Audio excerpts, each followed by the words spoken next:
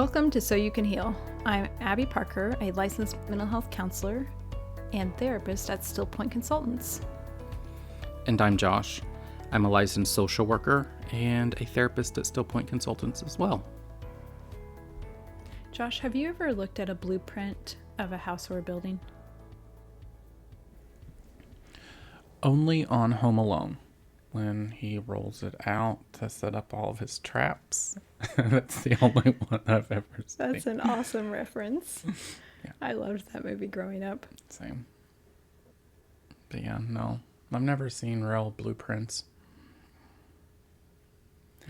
I love looking at them. Like when I was a kid, I used to look in the Country Living magazines and look at house layouts or plans. I mean, those aren't blueprints, but to see like where the walls would be and how you would enter and what it would look like and imagine yourself in that space. So I have a fascination for blueprints, actually. That's awesome. Yeah. I remember like seeing like the diagrams of like, ooh, if you want feng shui in this room and these are your items, then move them around here. Or where they do like the Tetris thing where they give you the room and they give you all the shapes and you have to make everything fit and you get to see how it will look. And yeah. But like actual blueprints, no, I've never got to see them. But it is really fascinating. Sorry. No, you're fine. And I mean, really metaphorically, we get to see blueprints all the time in therapy. Sure.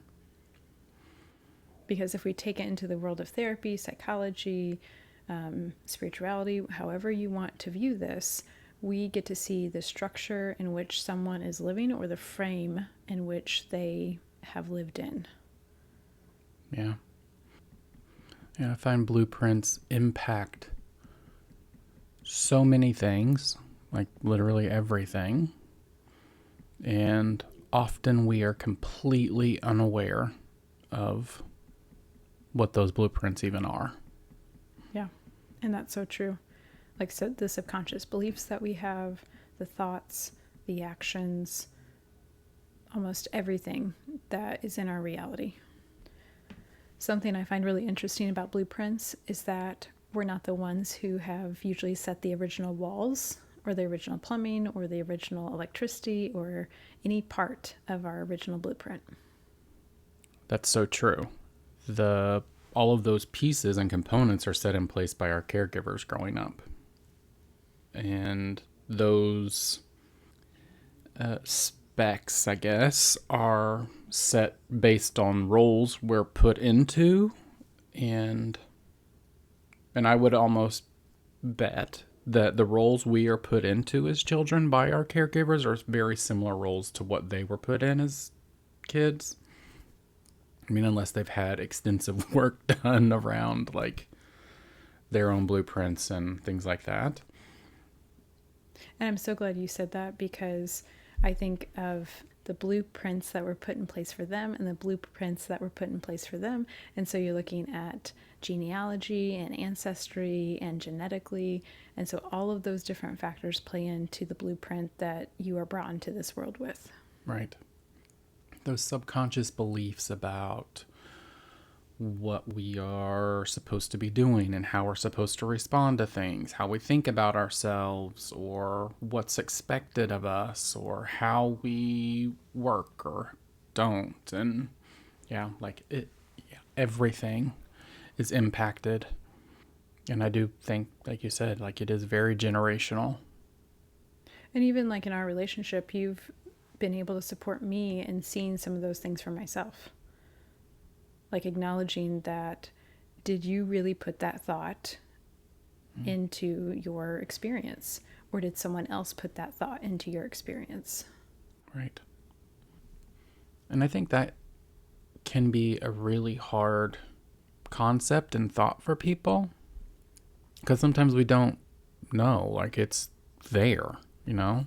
But I think the awareness that even asking yourself that question can offer insight into what you really think about it, because you start exploring, like, is this true for me versus do I find something else true?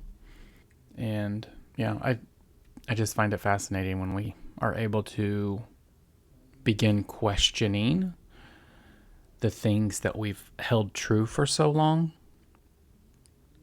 Because I think when we're able to start doing that, like, real deep change can truly happen.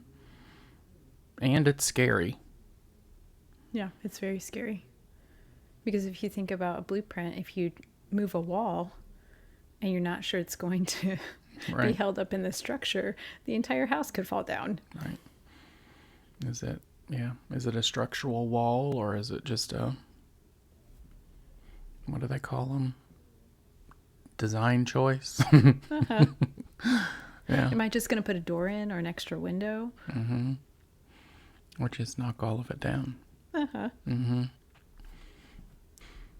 So as we move into how parts play a role in our blueprint, so our subconscious beliefs, our thoughts, actions, all of the things that kind of impact our conscious parts, the underlying structure, they kind of support and house all of the rooms, so the parts, right?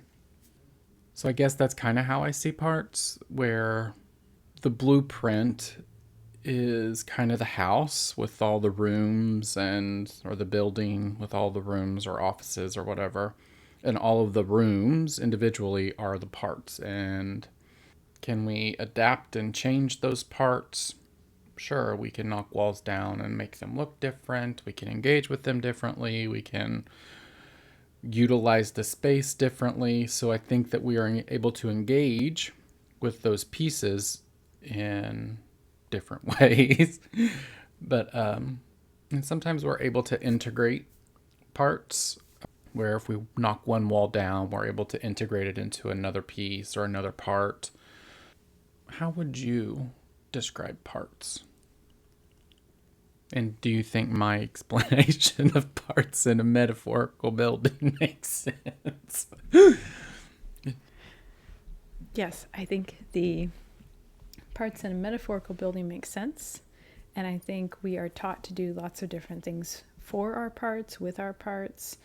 And that shows, I think, the adaptations and the defenses that we end up co-creating with our caregivers or our stories that impact how we treat those rooms. Like if we pack a lot of stuff into one room and we lock the door and we pretend it's not there, that's one way of dealing with a part. Or we don't keep anything private and everything is open, and thoughts, feelings, experiences, and it could be too overwhelming. I do have an interesting question about parts, though. Mm-hmm. When it comes to a blueprint and parts, I could see where parts are developed when ruptures occur, or when we disconnect from our original core self.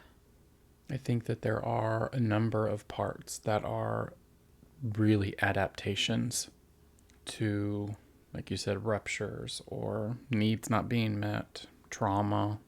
And as a means of protecting itself, the brain kind of begins isolating and encapsulating experiences and feelings, for lack of a better term, and kind of puts them in these little capsules, which becomes a part. And sometimes those parts are buried at the back, at the bottom of all of this stuff in a room that we don't really look at. And sometimes they're not. Sometimes they're really big, and sometimes it's a main room. But yes, I agree. Parts are developed through a variety of experiences. And sometimes it's for protection. And if we look at it from a generational lens, like if you think about how your caregivers dealt with certain things like guilt or shame or anger or whatever their experiences were, you have learned through their demonstration of how to deal with that too. Right. And so you might consider that a particular space on your blueprint or in your home within yourself is that's how you're supposed to do it.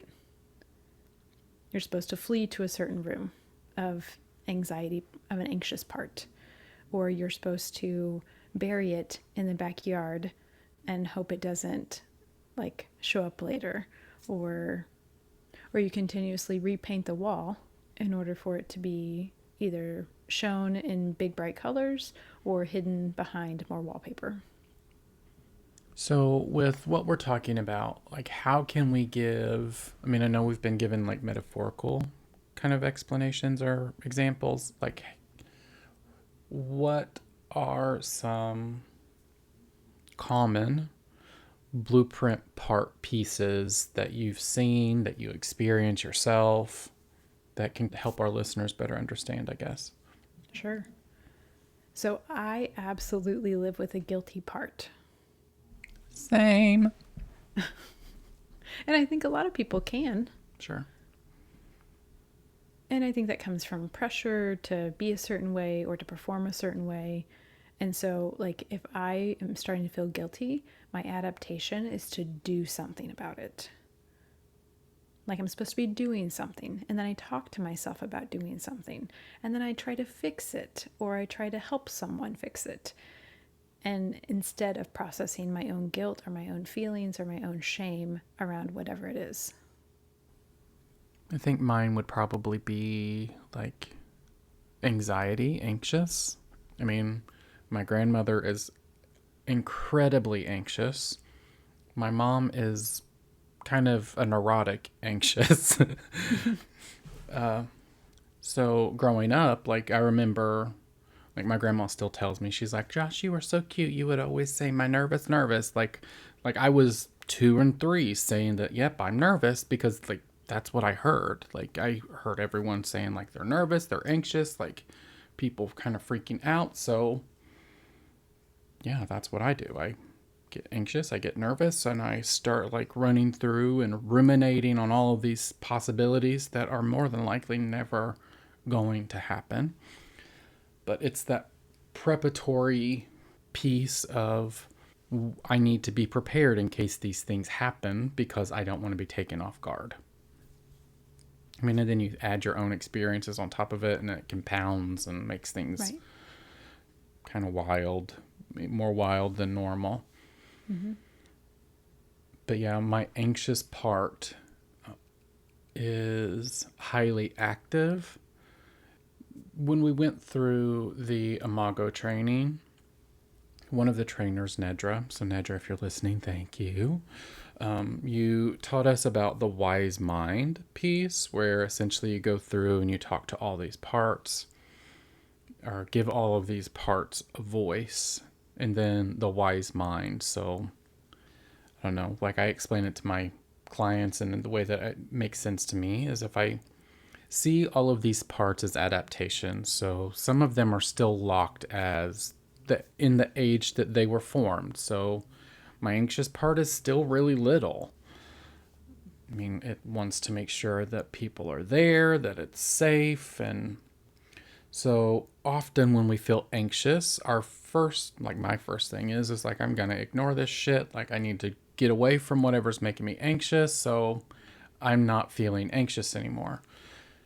And to a degree, like, it's reaffirming that, yep, that situation right there makes me anxious because I'm not anxious over here.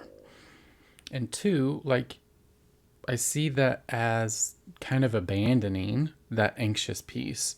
So there's a part of me that is abandoning that 2-year or 3-year-old self because I can't, as an adult, wrap my mind around that it feels different as an adult than it did as a kid.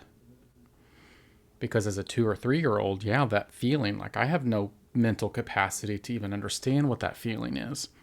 But as a 36, 37-year-old man, like I can understand, like, yep, this is why I'm anxious. Like it's an uncertain piece.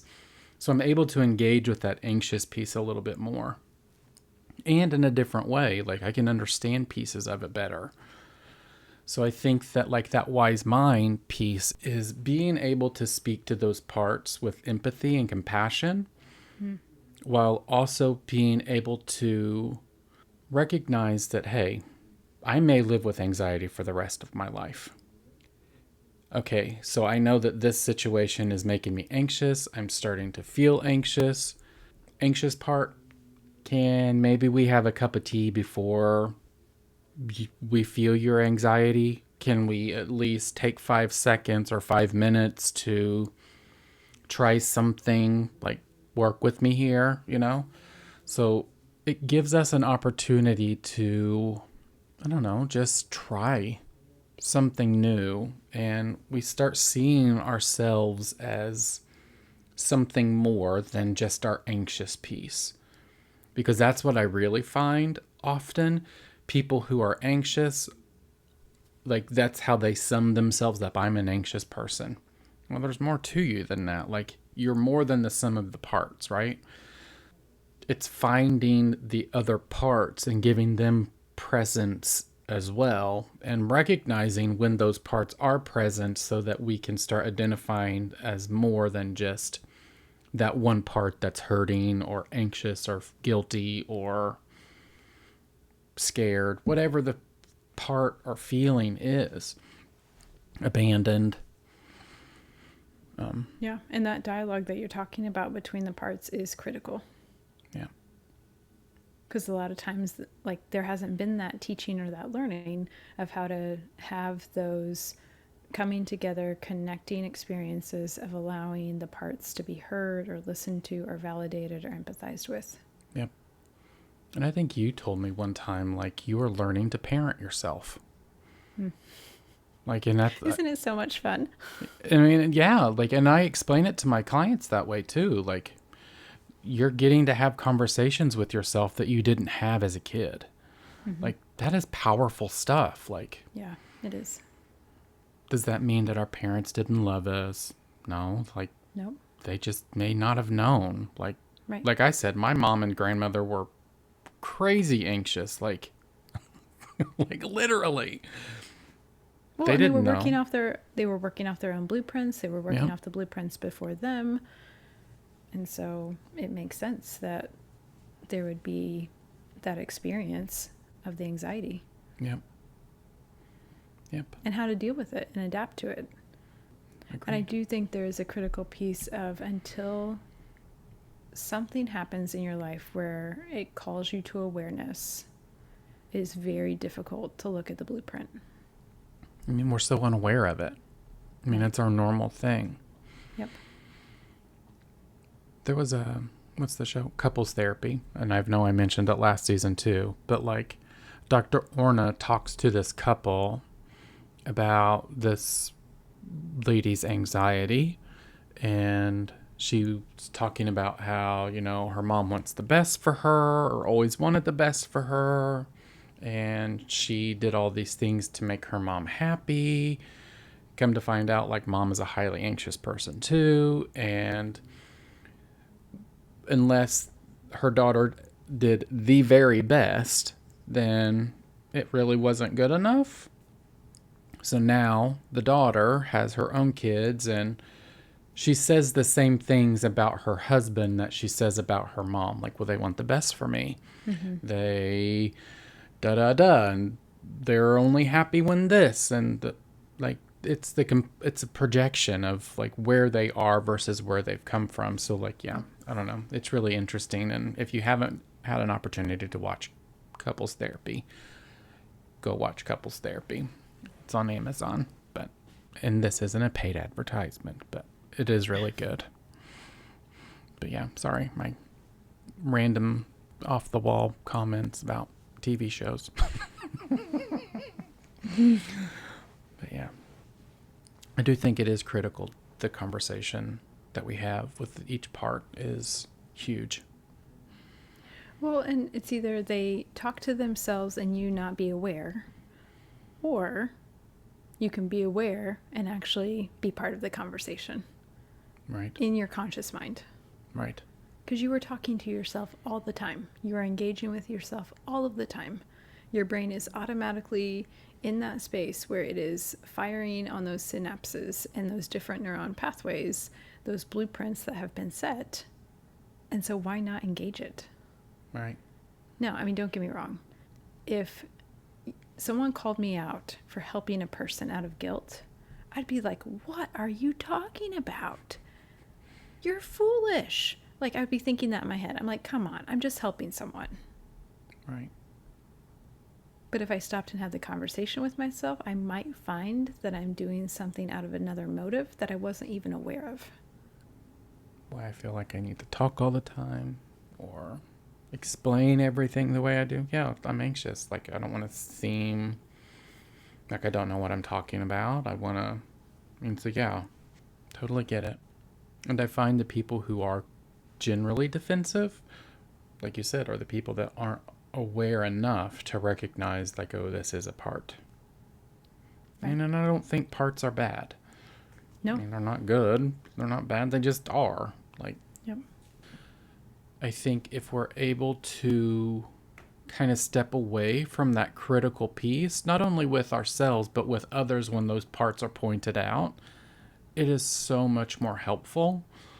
I mean, because generally, if we're going to be critical to someone else for pointing it out, we're going to turn around and be critical to ourselves for doing it.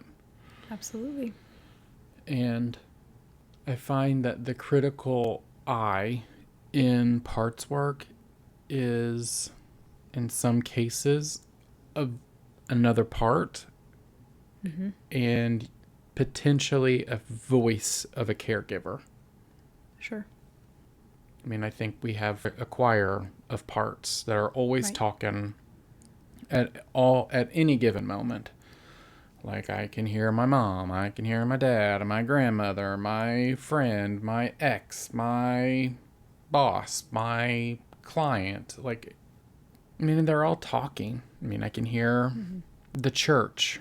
I can hear whatever. I mean, so the conflict that we feel within ourselves, I mean, yeah, no wonder we're so conflicted over things, or so upset about decisions we have to make, because there are so many pieces and parts that are trying to get attention when we make, especially making big decisions.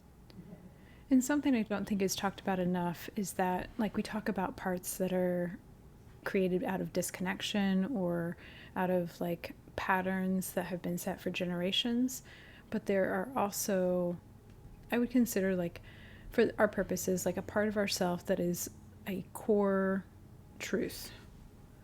And so whatever that is for you, whether it be a truth of love or a truth of compassion or a truth of giving, or it could be anything. A truth of justice, a truth of, what's another truth? Like joy, happy, aliveness, compassion, empathy, like encouragement, validation. I think that a lot of our core pieces are, it's that joyful aliveness piece. Like, whatever creates those alive, happy, joyful pieces of us, like those true moments of those things, whatever it is, that's core, right? Is that what you mean? Yeah. And I guess my point in bringing them up is so that people know that they can uncover those, or that those can have a voice too. For sure. Because if you didn't get that from your caregivers, it's much harder to access. Yeah.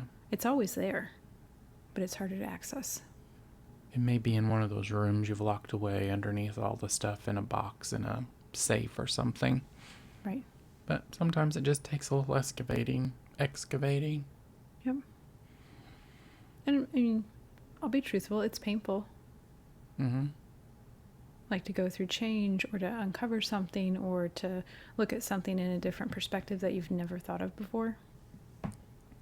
Yeah, like, it's the questioning of essentially like our belief. Mm-hmm.